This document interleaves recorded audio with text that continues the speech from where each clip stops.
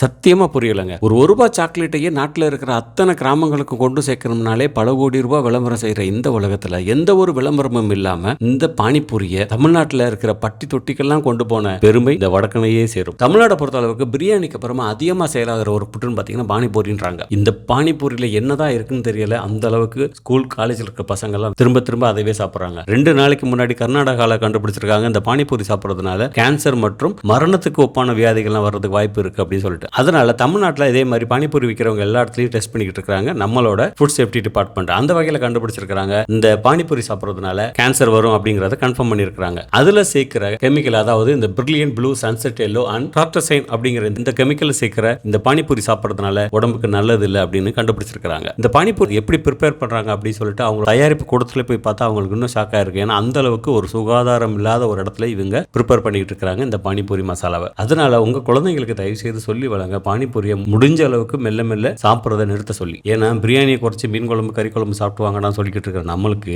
இந்த பானிபூரி சாப்பிட்றவங்களை பார்த்தா கோவம் வரத்தானே செய்யும்.